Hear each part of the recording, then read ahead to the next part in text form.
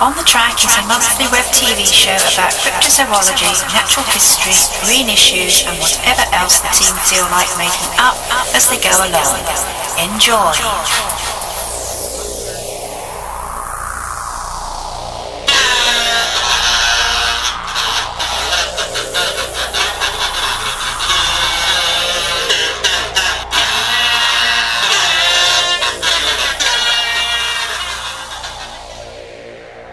I'm worried about the demographics of our viewers.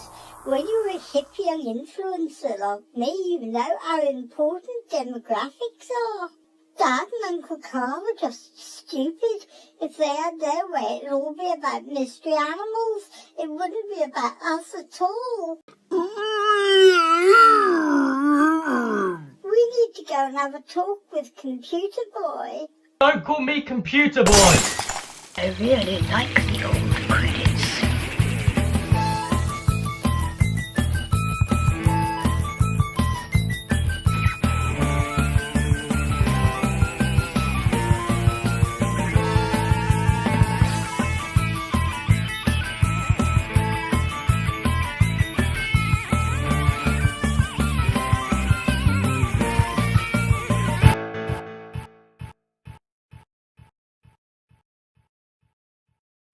Well, ladies and gentlemen, I haven't got as far as I have in life by taking career advice from a badly behaved Jack Russell and a comedy rhinoceros, but I'm afraid that on this occasion at least, Wally and Archie have got a point.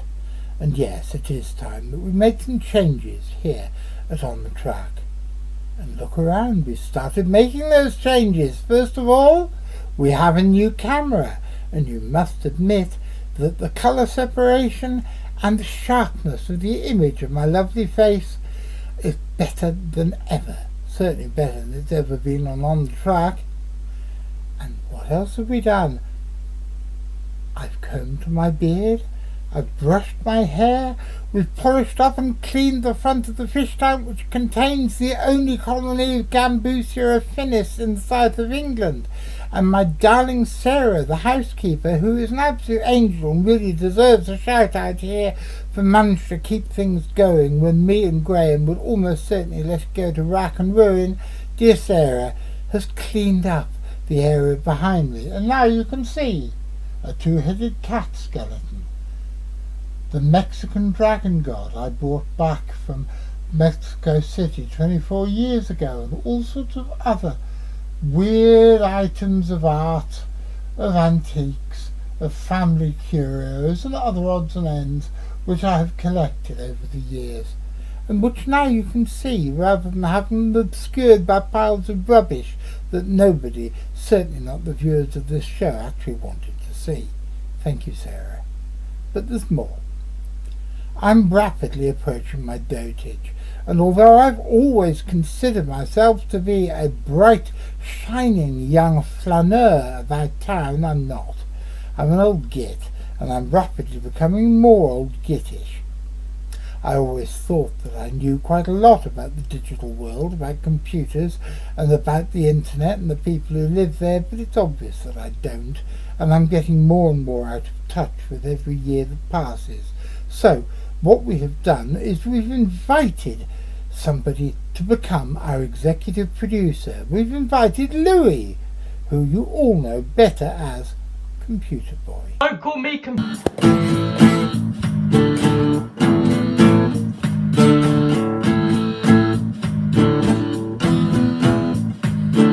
Louis! He tells us what we gotta do with the show. Louis, he tells us all the stuff and the places that we should go. A fine young man from somewhere near Brighton. He's quite sweet and easy to frighten. He is our producer of joy. But don't call him Computer Boy! This episode is dedicated with much love to the memory of Wolfgang Schmidt.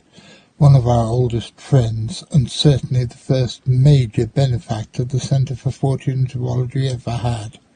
He died of COVID just before Christmas. Another victim of a horrible year. In the last episode, I spoke to Richard Freeman following the death of Brian Sykes, Professor of Genetics at Wolfson College, Oxford. But after we had spoken about Brian's death, our conversation went on to pleasanter topics. Okay, Richard, we're all in an extended lockdown, and it's looking like more and more countries across the world are refusing to allow visitors from Britain. But if things actually do miraculously all work out, what's the next expedition you'd like to go on? Well, I'm hoping to go back to Mongolia, where there's an American film company that want to do they're doing a series, hopefully, and they want to do a trip to Mongolia to search for the death worm with me. So that's hopefully on the cards for next summer. Apart from, sorry, go on. Tell me about the lure of the death worm. The what of the death worm? The lure, the attraction, I thought you meant lore as in the folklore surrounding it. The lore of the death worm.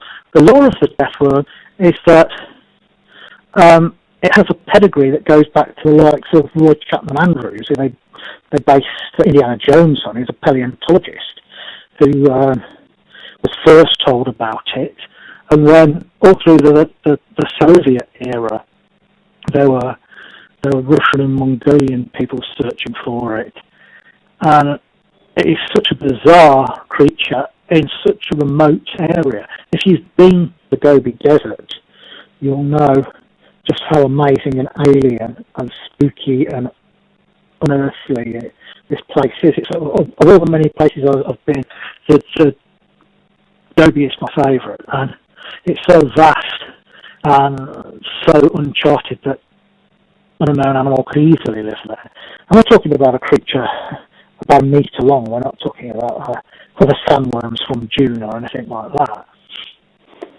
What about the attributes that have been given to it here in the West, that it can give electric shocks and spit venom? And well, when I was over there in 2005, we travelled for about 1,000 miles through the desert and talked to dozens and dozens of nomads who'd seen it. And they say the electrical blast, which they refer to as throwing lightning, they say that's apocryphal. It doesn't do that, it's just folklore. One man said he saw it after rainfall and its scales were all glittering, reflecting the light from the rain, and he says he thinks that's maybe where the idea of the electricity comes from. They do fear it though. They believe it's venomous and it can spit a corrosive yellow venom, which acts much like acid. And it will throw a whole area into panic if one is sighted. One man told us how when he was tending his family's cows and goats as a teenager, he had seen one and ran to tell his parents, and they packed up their circular tents they have and rounded up their livestock and moved out of the area. We heard several stories like that of a death worm turning up and the whole area being sent into unbridled panic. what do you think the death worm is? It's one of two things.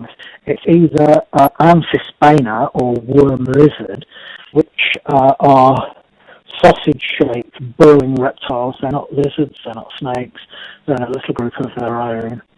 Very odd and poorly studied reptiles from North Africa, parts of Europe, and South and Central America. None are known in Asia, but it could well be that there's a large, very chunky one living beneath the sands of the Gobi Desert. And my other guess is that it's a new species of sandboa. It's not the Tartary sandboa because it's too big and it's the wrong colour. One of the nomads we spoke to said that there were two worms. There's the Alroy hoihoi, which is a death worm, and he said there's a smaller grey one that they call the horsetail worm, rather than the death worm, and that does sound like the Tartary sandboa. So if this smaller one is the sandboa, the bigger one could be a large undiscovered sandboa. Last year, India's Supreme Court agreed that wildlife authorities there could reintroduce the cheetah to India, something like 70 years after its extirpation. Kuno Palpur in the central state of Madhya Pradesh may not be one of India's best-known wildlife sanctuaries, but it is certainly becoming one of its most controversial. Asiatic lions are now only found in the Gir forest of India, and for decades it's been agreed that a second population be set up, and the search for a location for this second population ended up in the identification of Kuno Palpur almost 30 years ago. However, nothing has happened. In 2016, India's Supreme Court, citing unacceptable delays, ordered the lion relocation process to be completed within 6 months. Today there are still no lions in Kuno Palpur, although it does retain a stable population of leopards. This non-compliance has been widely attributed to parochial politics wrapped up in what has been described as Gujarati pride.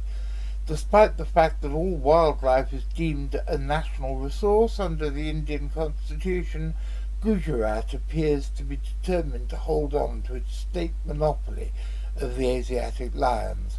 So, Kuno Palpur does not exactly fill one with confidence, but the story sadly doesn't end here.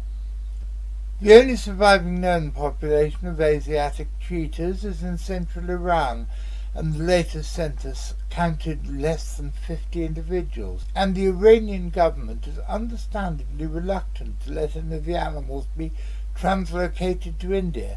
The Indian authorities therefore have looked farther afield for their attempts to secure a founder population. Currently the favoured option is African cheetahs from Namibia, which has the world's largest cheetah population. And you know what, personally I think that's a bloody awful idea.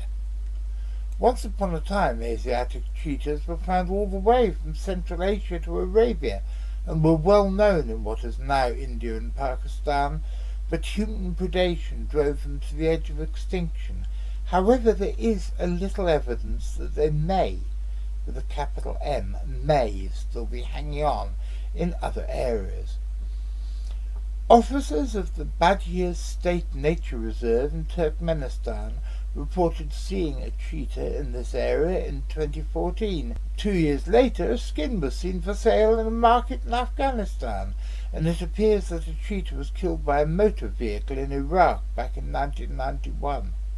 The survival of the subspecies outside its final sanctuary in mid-Iran is admittedly questionable. However, if another population of Asiatic cheetahs is found, or if there's some new discovery in genetics, which means that specimens from the Iranians' gene pool could be transmitted to India, the fact that there's already a population of one of the African subspecies living there would make a nonsense of trying to save the Asian subspecies. There are, I'm afraid, a number of other possible outcomes, and none of them are very good. If you want to support us and help us make more content like these, please press like, subscribe, follow our Facebook page and check out our Patreon.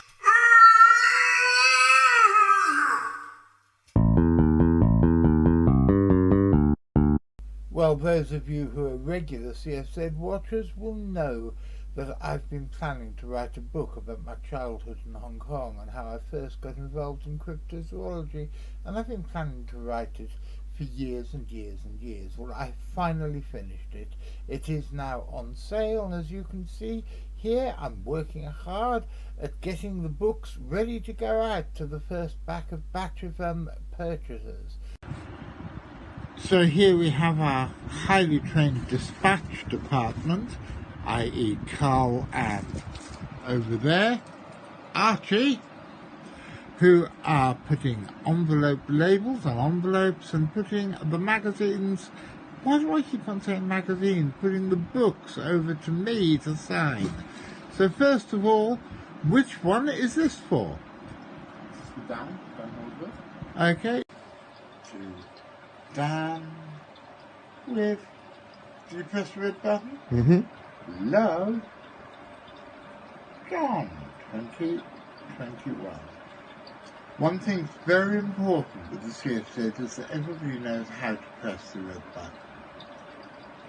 So if you want to buy it, you can just click the link that's below and find out all about it. And if you want me to sign it for you, then all you have to do is ask. Thank you, my dears. Now, I hope you enjoyed the new look on the track. It is only the beginning of us really trying to get dragged kicking and screaming into the 21st century. I think Louis, jokes aside, has done an absolutely fantastic job, and I'm very, very, very grateful to him. I know that Charlotte has not been in this episode, and that is purely because of the lockdown. But Charlotte, like me, is getting older, and Charlotte will be going off to college to study zoology later in the year, and also is hopefully going to be having a summer job at a wildlife sanctuary. So I strongly suspect that her availability will not be as big as it has been over the last few years. But rest assured, Charlotte, we love you, we always will love you, and you will always be part of the On The Track family, and you're always welcome to come back anytime you want. And that, my dears, is about it. We will be back again soon. I hope you like the new direction, and until next time, be seeing you.